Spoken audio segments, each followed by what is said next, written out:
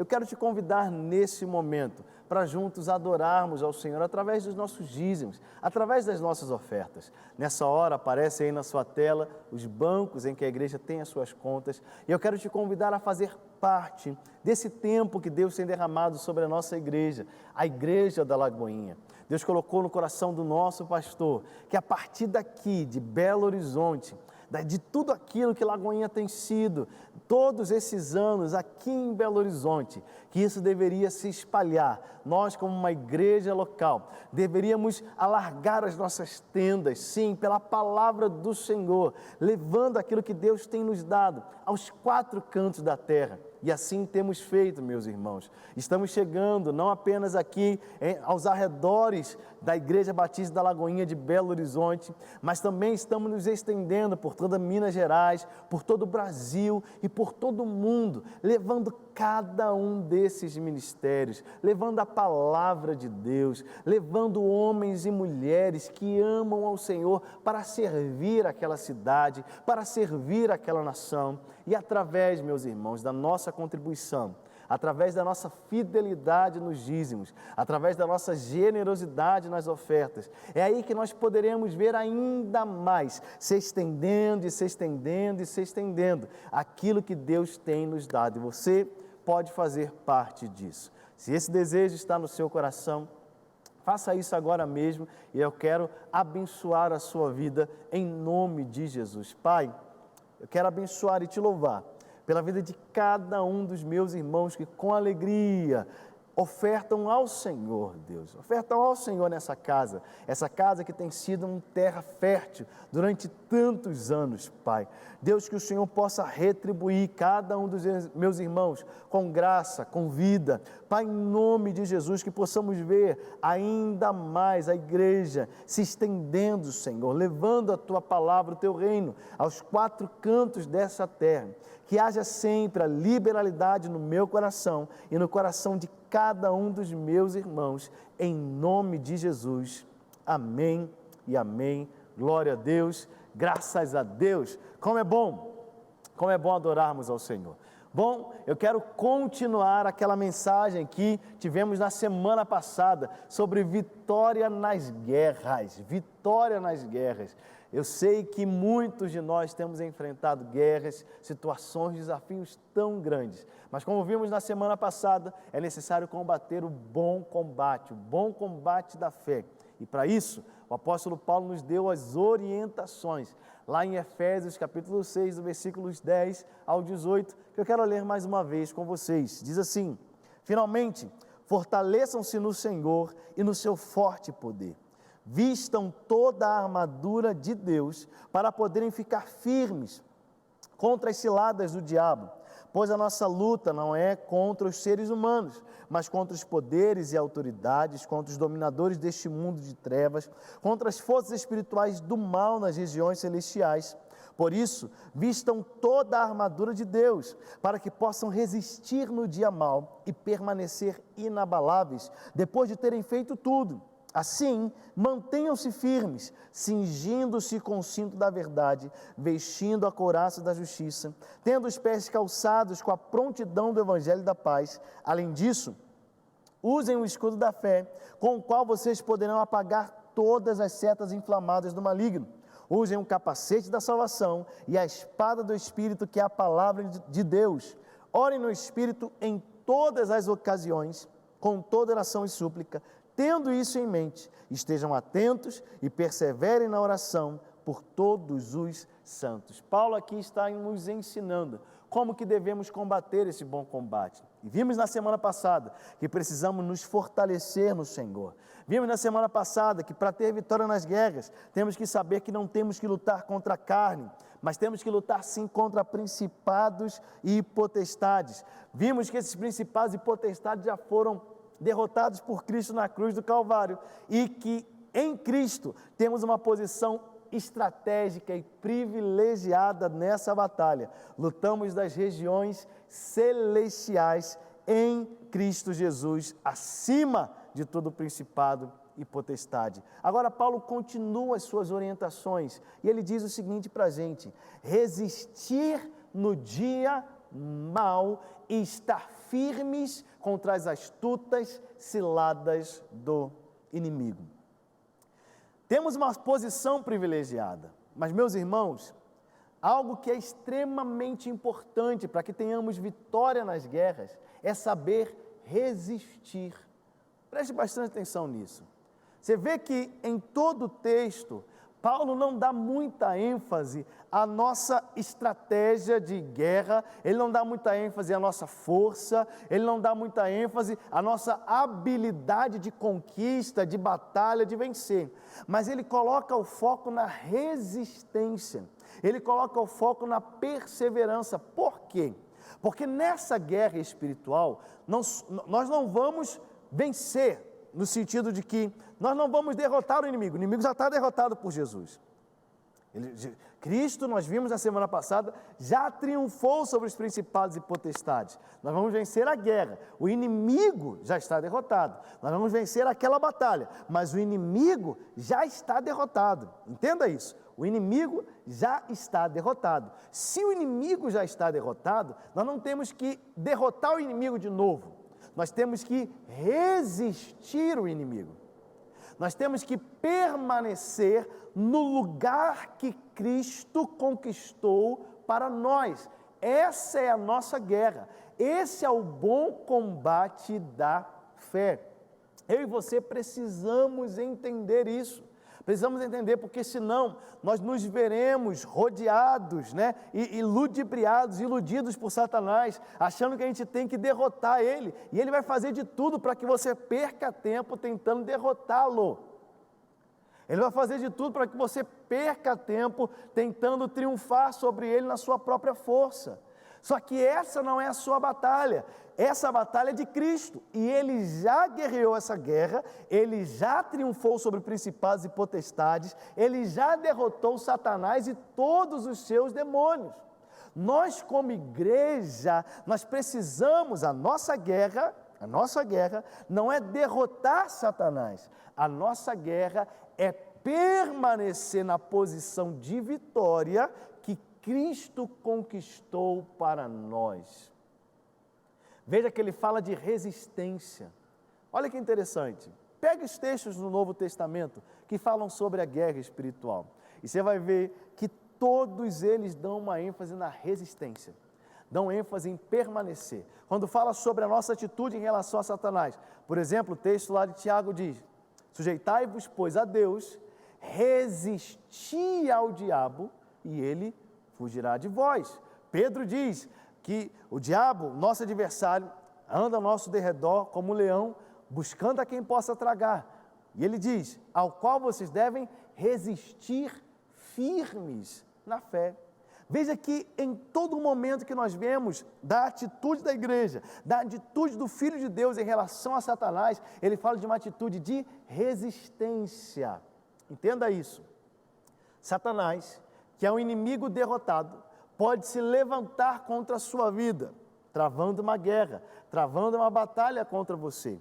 Você, como alguém que nasceu de novo e filho de Deus, como alguém que é corpo de Cristo, você vai vencer aquela guerra contra um inimigo que já está derrotado.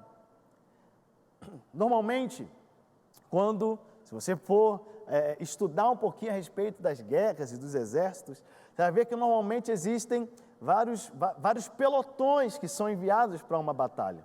Existe aquele pelotão que vai na frente, e esse vai para conquistar, esse vai para derrotar o inimigo. Ele chega lá naquele território que foi tomado, e ele guerreia, e é tiro para lá, tiro para cá, espada para lá, é batalha, luta, é força. Isso Cristo fez. Depois, normalmente existe um exército que é enviado, que é o exército de ocupação. O exército de ocupação não vai para derrotar o inimigo já está derrotado. O exército de ocupação, ele entra para tomar posse daquilo que já foi conquistado. É fácil isso? Não, porque o inimigo derrotado ainda está lá, fazendo resistência para que esse exército vitorioso não tome posse daquilo que foi conquistado. Mas esse exército que somos nós, a igreja, somos esse exército de ocupação, que chegamos ali estendendo a bandeira da vitória de Cristo. para que todos possam saber e entender que nós não estamos ali para dar início a uma guerra, nós estamos ali dando continuidade. Nós estamos ali porque Cristo já venceu, porque Cristo já triunfou, nós estamos ali só para ocupar o espaço. Jesus disse: as portas do inferno não prevalecerão contra a igreja. Por isso, essa orientação do apóstolo Paulo: resista no dia mau, esteja firme, permaneça firme contra as astutas ciladas do diabo. Nós teremos dias maus, meus irmãos, mas a nossa opção é permanecer inabaláveis. João 16:33, Jesus disse isso: eu disse essas coisas para que em mim vocês tenham paz. Neste mundo vocês terão aflições, contudo tenham ânimo, eu venci o mundo. Meus irmãos, existe o dia mau, existem os dias que nós vamos passar por situações complicadas. João 17, versículo 15, Jesus disse assim: olha, não rogo que os tires do mundo, mas que os livre ou que os proteja do maligno. Ou seja, vai ter proteção, a proteção é garantida, mas o maligno vai se levantar. A vitória é garantida, mas vai ter pressão. Quando ele diz aqui: no mundo tereis aflições, essa palavra aflições significa pressões. Pressões. Quem prega um evangelho que diz que no mundo não passamos por dificuldades, quem prega um evangelho dizendo que no mundo o inimigo não se levanta contra nós, está pregando o evangelho de forma errada, não está pregando o verdadeiro evangelho. Cristo triunfou sobre principados e potestades, ponto. Nós como igreja vivemos uma guerra, ponto. As duas verdades são verdades bíblicas, andam juntas e uma não nega a outra, pelo contrário, uma completa a outra, uma caminha junto com a outra. No mundo temos aflições? Sim. No mundo passamos por situações adversas? Sim. No mundo enfrentamos levantes de Satanás e seus demônios? Sim, mas podemos ter bom ânimo, porque Cristo venceu o mundo. Podemos ter bom ânimo, porque Ele orou por nós, dizendo para que fôssemos protegidos do maligno. Ou seja, alcançaremos vitória nessas guerras. Sim, porque Ele está conosco. Então podemos resistir. O inimigo pode ser astuto, meus irmãos, mas nós temos a mente de Cristo. 1 Coríntios capítulo 2, versículo 16, a palavra de Deus diz: quem conheceu a mente do Senhor para que possa instruí-lo? Nós, porém, temos a mente de Cristo. Nós não seremos enganados. Ele está conosco. Aquele que é por nós é onisciente. Aquele que é por nós não nos deixará enganados. Queridos, existe um salmo que nós amamos tanto, repetimos tanto, e ele é tão verdade, meus irmãos, porque é a palavra de Deus, que é o Salmo 91, do versículo 3 ao 7, olha que coisa linda, maravilhosa, uma verdade bíblica que você pode colocar toda a sua confiança nela.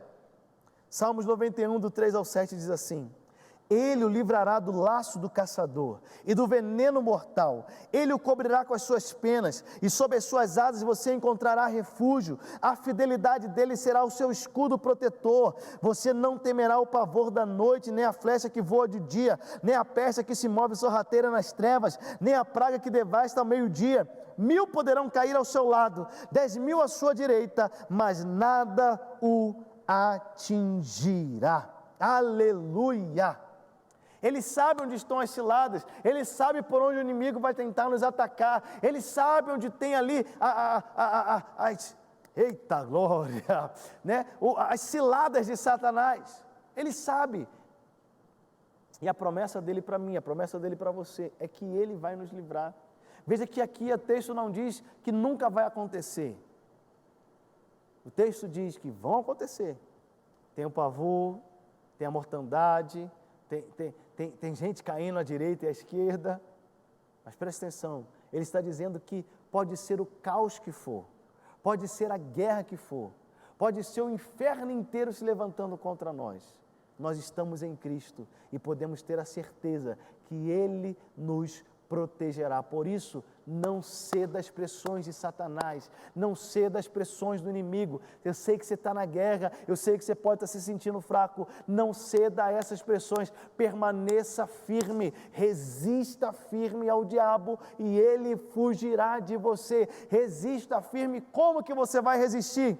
Paulo vai explicar para a gente como que a gente vai resistir. Se você volta lá em Efésios 6, ele continua dizendo assim: resista então como? Tomando toda a armadura de Deus, para que você possa resistir. Olha lá, tomai toda a armadura, toda a armadura. Sabe, meus irmãos, nós não precisamos apenas compreender que somos fortalecidos pelo Senhor, que o nosso inimigo já está derrotado, que estamos em Cristo Jesus, que temos uma posição privilegiada. Tudo isso deve se encaixar ou ser somado a uma atitude nossa de resistência, e essa atitude nossa de resistência tem a ver com a nossa dependência. Como assim a nossa dependência? Ele diz, olha, como que você vai resistir? Você vai resistir tomando a armadura de Deus, tomando toda a armadura de Deus. Você não vai sair com a sua armadura, você não vai sair com a... Não, você vai com a armadura de Deus. A dependência dele, é o que ele fez, é o que ele tem, é a estratégia dele, são as armas dele, são as proteções, é depender de Deus. Todos os itens da armadura são necessários, todos os itens da armadura são importantes. Se faltar algum deles, você pode sair ferido na batalha. Se faltar algum deles, você pode ser ferido na guerra, e o que Deus tem para você é a vitória nas guerras. Mas Ele te ensina e me ensina como que podemos ter essa vitória nas guerras. Tem que resistir. Mas como que vai resistir? Para resistir, conseguir resistir, tem que tomar toda a armadura de Deus. Vamos ver a armadura? Como é que ela começa? Ela começa dizendo assim: tome o cinto da verdade. O cinto da verdade. Veja que a descrição da armadura de Deus começa com a verdade.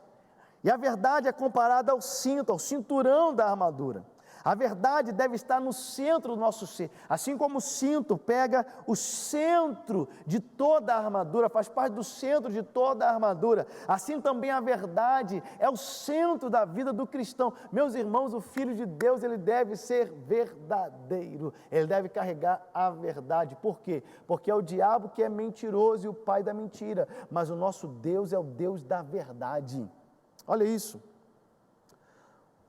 Mateus capítulo 5, versículo 37, Jesus diz o seguinte: seja o seu sim, sim, e o seu não, não, o que passar disso vem do maligno. Em outras palavras, o que Jesus está orientando? Ele está dizendo, olha, que não tenha mentira nos seus lábios, que a sua palavra seja sempre verdadeira, verdadeira, afinal de contas você é filho de Deus. Agora olha quão importante é o cinto, porque o cinto, ele segura toda a armadura. Ele mantém firme toda a armadura. Se não tem o cinto da verdade, a armadura não está bem ajustada. Se não tem o cinto da verdade, a armadura não será bem utilizada, porque não tem sustentação para toda a armadura sem o cinto, sem a verdade. Filho do Deus da verdade tem que viver na verdade, tem que viver na luz, meus irmãos, na luz, que toda mentira, que todo engano saia da sua vida, dos seus lábios, em nome de Jesus. Olha lá, Efésios capítulo 4, versículo 25, o apóstolo Paulo diz, portanto, cada um de vocês, ele está falando com a igreja, comigo, com você, cada um de vocês deve abandonar a mentira e falar a verdade ao seu próximo, pois todos somos membros de um mesmo corpo. Ele está dizendo assim, olha, se todos somos membros do corpo de Cristo, se todos nós fazemos parte do corpo de Cristo, não pode existir engano, não pode existir mentira nos nossos lábios. Nós temos que ser o povo da verdade. As pessoas acham às vezes que guerrear, a guerra espiritual, tem a ver com pular, com fazer gestos, tem a ver com falar em línguas, tem a ver com zadugo espiritual. Meus irmãos, cada um tem seu cada um e eu respeito todo mundo, né? Eu sou uma pessoa também que gosta, quem me conhece sabe que eu sou do Pentecostes, então eu gosto de marchar, eu gosto de tudo isso, não tem problema nenhum. pode marchar, pode virar de cabeça para baixo, pode virar de cabeça para cima, pode fazer o que quiser. Mas a guerra espiritual de verdade, ela não é os gestos que a gente faz, ela não é simplesmente um aduguem que a gente dá de poder. A guerra espiritual é vencida com a verdade nos seus lábios todos os dias da sua vida. É abandonando a mentira e falando a verdade. Tem gente que está cheio do poder, está cheio dos mantos, mas está sem a verdade nos lábios. Então vai para a guerra e é derrotado. Vai para a guerra e é atingido. Vai para a guerra e sai totalmente ferido, porque a verdade não está ali. Se a verdade não estiver nos lábios, a armadura não está completa. Estão entendendo isso, meus queridos irmãos? Veja, ele continua falando das peças da armadura, ele diz que a próxima peça é a couraça da justiça. A couraça da justiça. O coração é protegido pela justiça. Eu quero que você abra sua Bíblia lá em Romanos capítulo 8. Quantas vezes, meus irmãos, o ataque do inimigo é contra o nosso coração, tentando dizer que não somos dignos, que ainda há condenação para nós, que Deus não nos ama, querendo trazer sobre nós a culpa dos pecados que cometemos no passado. Mas, meus irmãos, olha o que Romanos capítulo 8, versículo 1 diz: portanto, agora já não há condenação para os que estão em Cristo Jesus. Já não há condenação para os que estão em Cristo Jesus. Olha os versículos 33 e 34. Quem fará alguma acusação contra os escolhidos de Deus? É Deus quem os justifica. Quem os condenará? Foi Cristo Jesus que morreu e mais, que ressuscitou, está à direita de Deus e também intercede por nós. Aleluia! Quando você vai à guerra, você tem que sair com o seu coração protegido pela justiça de Deus. E a justiça de Deus, ela foi completa em Cristo Jesus, cumprida em Cristo Jesus. Aquele que não conheceu o pecado, ele se fez pecado por nós, para que nele fôssemos feitos a justiça de Deus. Éramos mesmo, meus irmãos, pecadores, indignos, desgraçados de verdade. Mas Ele nos amou, se entregou por nós, pagou a nossa dívida, se fez pecado no nosso lugar e nos justificou. Ele nos justificou. Eu sei que na hora da guerra o diabo quer dizer para você o seguinte: você merece ser derrotado por causa de tudo que você já fez, por causa de tudo que você já foi. Mas quando você chega na guerra, você tem que estar com a verdade, o cinto da verdade, mas você tem que estar com o seu coração protegido, com a justiça, dizendo assim: olha, eu posso ter sido, eu posso ter feito, eu posso ter cometido tantas coisas, mas hoje eu estou em Cristo e eu fui justificado por Ele, então agora já não há mais condenação para mim. Aleluia! Ele continua dizendo: olha, a armadura também precisa ter os seus pés calçados com o Evangelho. Calce os pés com o Evangelho. Romanos capítulo 10, versículo 15 diz assim: e como pregarão se não forem enviados? Como está escrito: como são belos os pés dos que anunciam boas novas. Uma outra versão da Bíblia diz assim, do versículo lá de Efésios 6: e calcem como sapatos o entusiasmo para anunciar a boa notícia da paz. Aleluia! Sabe como que nós guerreamos o bom combate, meus irmãos? Pregando o Evangelho, anunciando o Evangelho, sendo esses que proclamam a verdade de Cristo. Estamos nessa luta, meus irmãos, para salvar aqueles que estão se perdendo, para resgatar os soldados que estão feridos. Temos que ser rápidos para pregar o Evangelho, temos que ser rápidos para anunciar a cruz e aquilo que Cristo fez por nós. Temos que ser rápidos para anunciar as boas notícias. Todo crente que está verdadeiramente combatendo o bom combate, ele não está guerreando por isso, por aquilo, não, ele está guerreando pela causa do Evangelho, para que aqueles que estão perdidos sejam achados, para aqueles que precisam de salvação alcancem a salvação em Cristo, para que todos possam ouvir a respeito daquilo que Cristo fez e possam nascer de novo, receber vida, mesmo estando mortos em seus delitos e pecados. pecados, conhecer a verdade do Evangelho de Deus, serão alcançados pela graça de Cristo. Essa é a nossa luta, essa é a nossa guerra, calçados os pés, com a preparação do Evangelho da paz. Ele diz, olha, tem mais uma coisa que você precisa nessa sua armadura, você precisa do escudo da fé, aleluia. Ele diz, olha, você precisa do escudo da fé. O escudo ele vem na frente de toda a armadura. O escudo é a peça de defesa. Existem outras peças que protegem, mas a única peça que você se defende com ela é o escudo.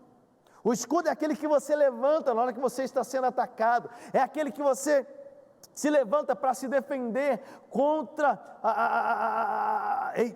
as intervenções do inimigo. E Paulo diz que com o escudo da fé, você pode apagar todos os dardos inflamados do maligno. Nessa guerra espiritual, você tem que ter a sua fé firme. Você tem que ter a sua fé como um escudo na sua frente, a sua fé protegendo você. Aquele que anda em fé, meus irmãos, rompe qualquer barreira. Fé é confiança, fé é fidelidade, é isso, fé é fidelidade. Fé é confiança, é a sua confiança em Deus no momento da guerra, é a sua confiança em Deus no momento que vierem as setas inflamadas do maligno, aqueles dardos inflamados, trazendo sugestões, trazendo pensamentos de morte, trazendo pensamentos de derrota, trazendo pensamentos de condenação. A sua fé, a sua confiança em Deus, é ela que vai te defender, você deve usar ela para te defender, em meio à guerra. Levante o seu escudo da fé. Ah, pastor, mas eu acho que eu estou sem fé, eu acho que eu estou com pouca fé. Não, você tem fé sim, você está cheio de fé. Sabe por quê? Porque o Espírito de Deus habita em você, o fruto do Espírito é fé, você foi salvo pela fé, a sua nova vida está cheia de fé, e por mais que você ache que a sua fé é do tamanho de um grão de mostarda, Jesus disse que se a sua fé for do tamanho de um grão de mostarda, coisas extraordinárias podem acontecer através dessa fé. Então não importa o tamanho da sua fé, use a sua fé para te defender no meio da guerra. Use a fé que Deus colocou no seu coração. Ele continua dizendo, use também o capacete da salvação. O capacete da salvação, a proteção para a mente.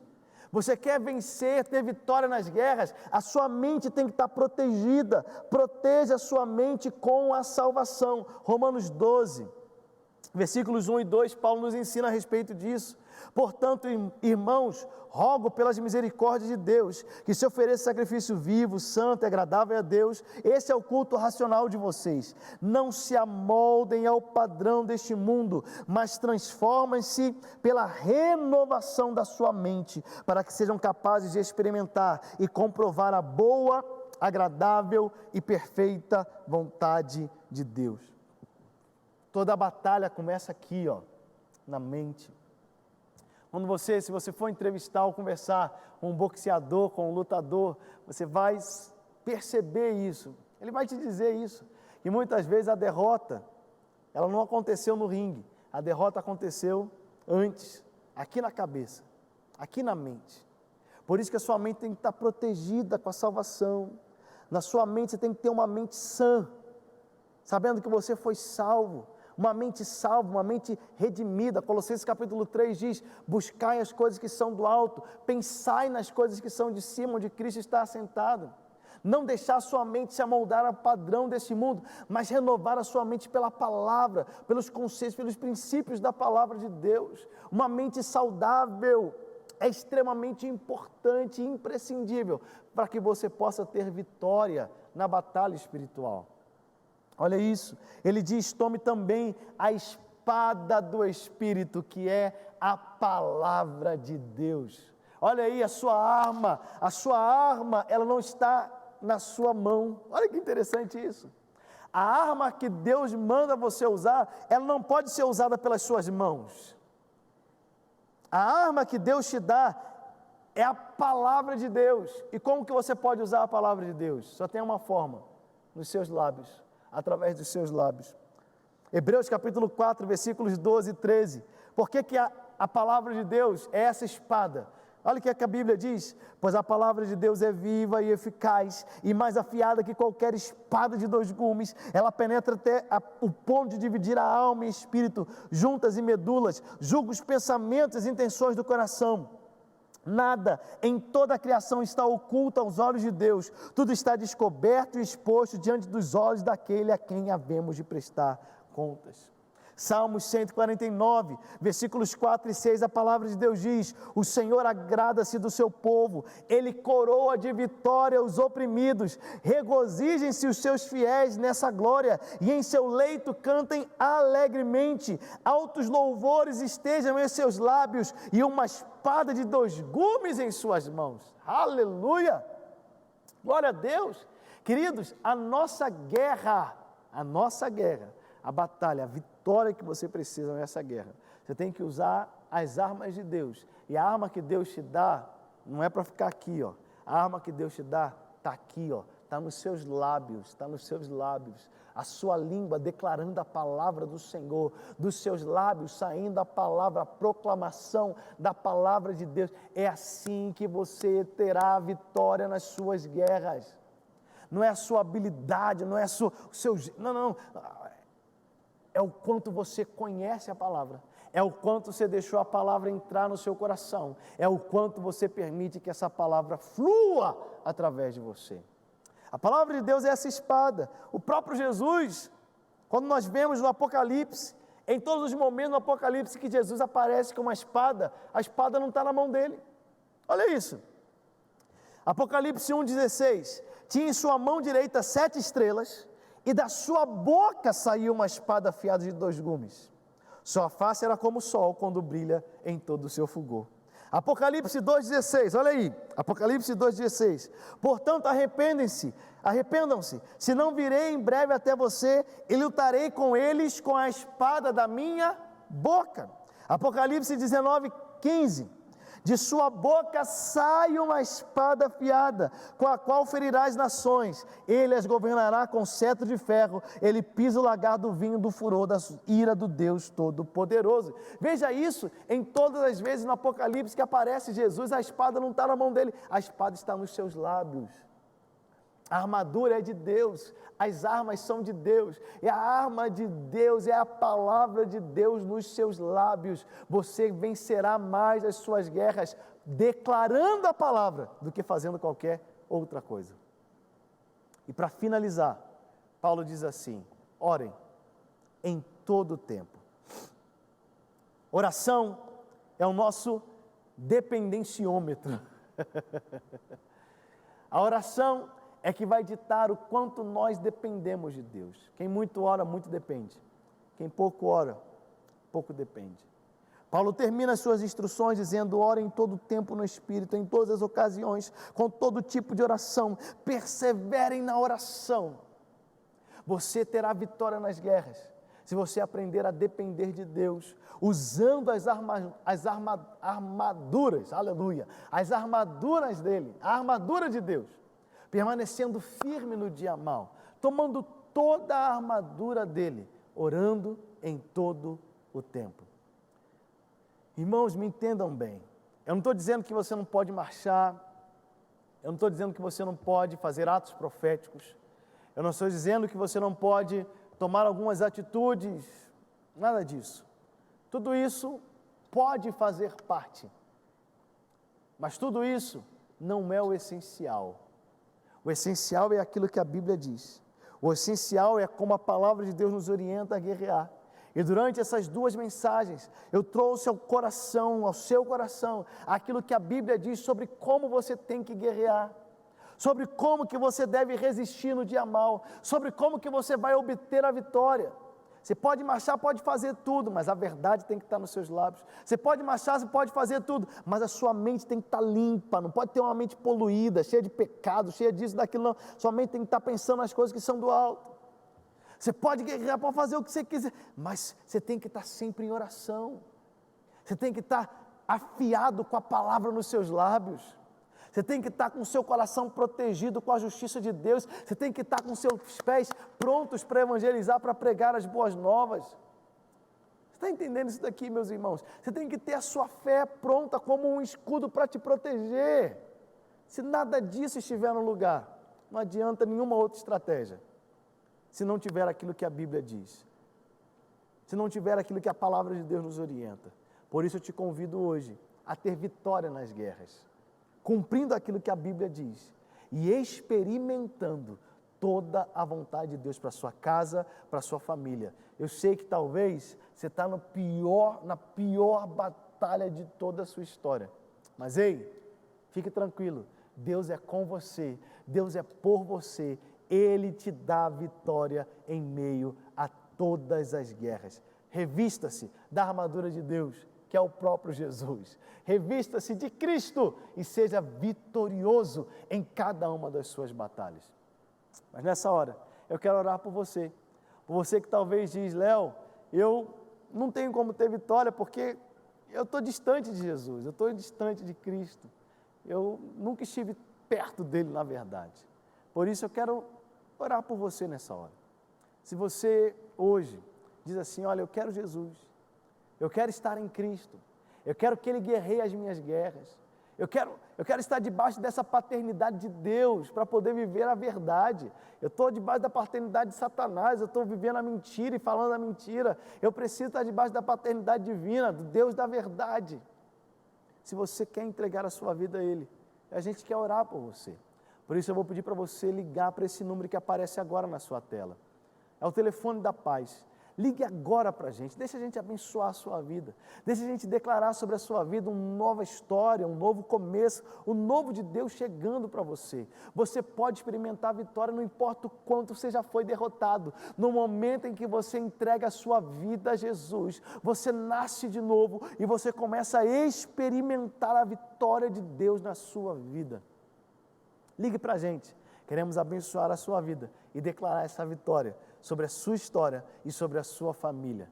É tempo de viver a vitória, é tempo de experimentarmos a plenitude da vontade de Deus. Ei, nada de ficar prostrado, nada de ficar desanimado, nada de entregar as pontas, não vou sair dessa batalha, não aguento mais, não. Resista, permaneça firme, porque Deus é contigo. Que o Senhor Jesus te abençoe e até o próximo Open, se Deus quiser.